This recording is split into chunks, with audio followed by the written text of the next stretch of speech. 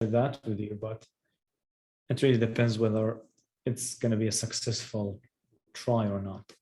So there is something called related field, I think. Let me try it.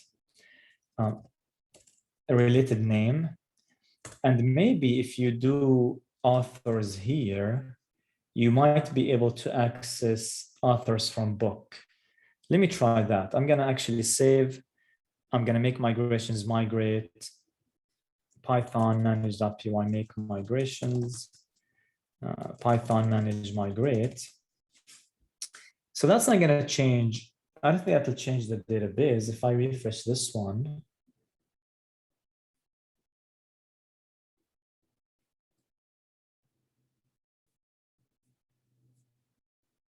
all right, so let's see. Author stays the same, stayed the same. Book seems to be the same, and author book seems to be the same. So that hasn't really changed the database. Now let me go to the views and let me try to do here. Let me get rid of that portion. Let me comment it maybe. Let me get rid of it. I don't think it's necessary. Now let me comment this one.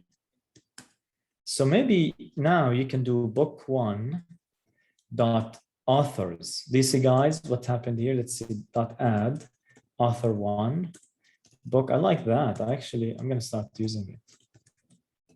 I knew it existed. I just didn't kind of care to, because I can use author set anytime.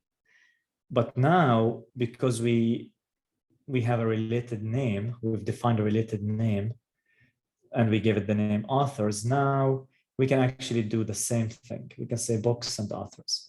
So if I hit save, if I go back to my run just to make sure my server has restarted, if I refresh the page, okay, I think it's worked. It has worked. So let's see. Book, we have 2 books here. That's great. We have 2 authors, or rather 1 author. That's great.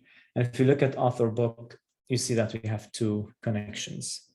So that's great. That's amazing. I think this is good. This is better. This is better than author set. I think you can still use author set, by the way, even though we've defined a related name.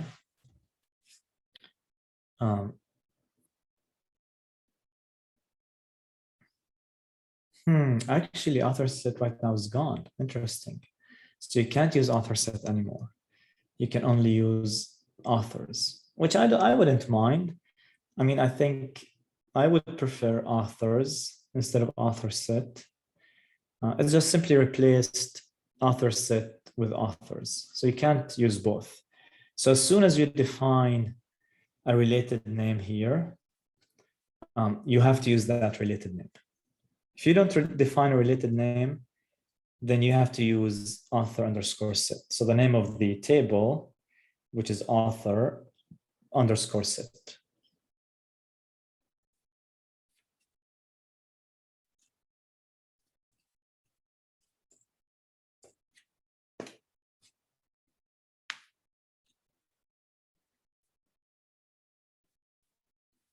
All right, Sweat, you have a question?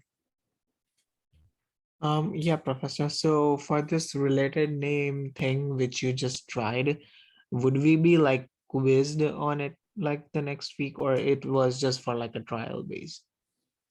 Yeah, I mean, it worked. So I'm gonna pause the video, and yes, I might ask you questions about it. If it hadn't worked, then I probably wouldn't have posted the video. And of course, I can't ask you on something that doesn't work. But now, yes, it's worked. It's good. It makes sense. I don't see why I shouldn't ask you anything about it. It makes good. I mean, you should even use it. Yeah. Cool. Okay. Thank you. Yep, you're welcome. Any other questions?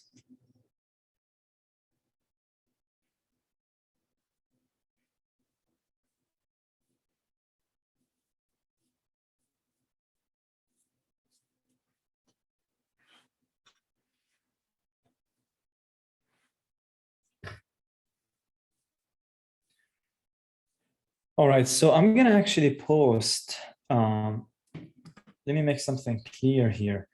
I'm going to post the videos, but also I'm going to post one discussion session that I had with the other section. It's maybe a 40-minute discussion session video. And in that video, I actually talked about one-to-many, more examples of one-to-many. And in that video, I talk about something that we haven't talked about last week. So I'm going to post the video with this week material, so with week 10, and you're going to be quizzed on that next week. So it's another kind of, you can think of it as another segment that you have to watch. Maybe it's the only segment that you would have to watch, because you don't necessarily have to watch that again. If everything makes sense, it's good.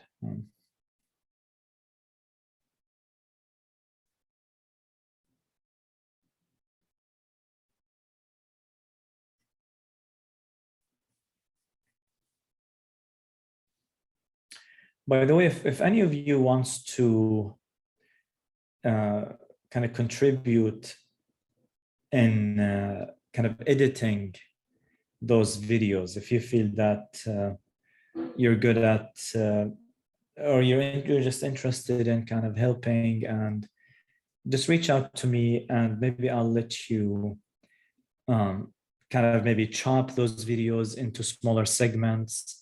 You know, in YouTube, you can even give titles. I think they're called captions, where you can caption segments in the video, things like that. I can add that if one or a group of students are willing to kind of do that. So you would kind of watch the video, you would say here, maybe we should add a caption, and you can add more things. I can timestamps, timestamps, that's what they're called, not captions maybe, or things like that. I mean, other things too. Just if you're interested, just let me know, and we can talk about that and see if you want to help. Okay, so that's good. So we talked about related name. What else should we talk about?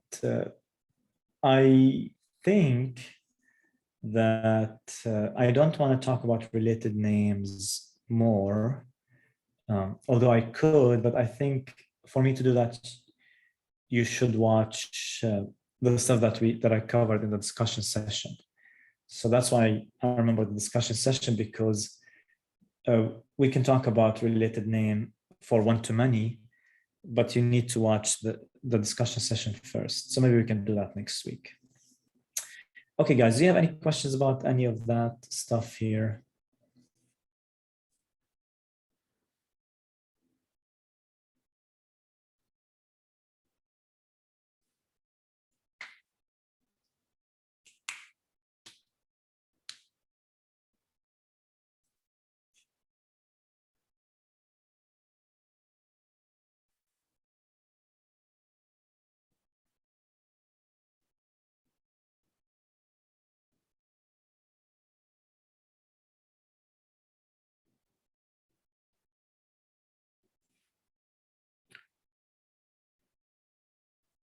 All right. I'm not seeing any questions.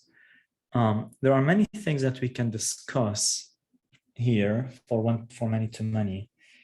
But I think I want to wait on that a little bit.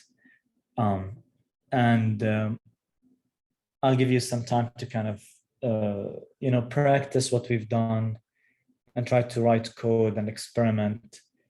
And then again, I do expect you to be kind of writing code and trying what we're trying. So maybe I'll give you some time to kind of experiment with that part. And then we can revisit many-to-many next week. Now the exam, we have a second exam. That's going to be after 2 weeks. So it's not going to be next week. It'll be the week after. And I think it'll be November.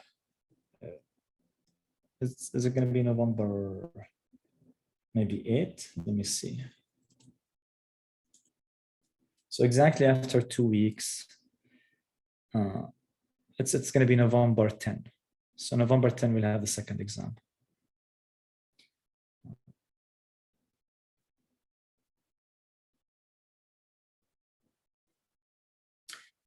Okay. All right, guys. So I'm gonna, there are a few things that I want to talk about in this course. One of them, I do want you to know how to access databases, essentially a Postgres database from Python without necessarily using an object relational mapper. And this is also very useful because again, usually when we talk to the database, we do that through a language. I mean, usually we do that through Java or Python. And we've been talking about the object relational mapper way of doing it, but I do want you to know, to learn kind of how to do it from pure Python. And essentially you're gonna write SQL, but you're gonna use a Python package to kind of run that SQL. And this would be very useful if you wanna create kind of a microservices architecture. So if you haven't studied software architectures, you probably don't know what microservices are. And it's a fancy name that I don't particularly like, but essentially it means that you can create kind of small services. You can think of them as functions that do something specific. And when you have an architecture that looks like this, where your system is comprised of those kind of small workers, those small kind of functions that do something very specific, very well defined, you can scale your system.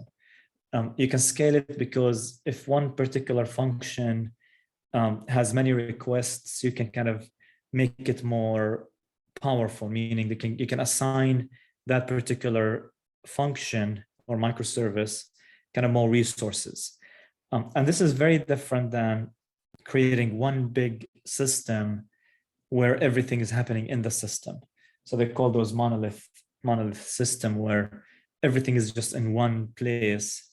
And it's very hard to scale because you have a small maybe section in your system that needs to be scaled, but you would have to kind of scale everything, and resources will not be distributed how you would want them to be. So it would be really nice to create, again, like a microservices architecture. And this is very common in databases because sometimes when you want to insert into a database or when you want to query a database, you can create, again, a microservice, again, like a function that does that. And if there's just so many requests for that function, you can scale it. Again, that hopefully should make a little bit of sense. Maybe to some of you makes more sense than others. It really depends on how much of kind of software engineering you've looked into. But either way, I do want to do something. Maybe I'm going to stop the recording and start a new recording that will pertain to this idea of microservices and creating those functions that will do something very specific. Let me stop the recording here.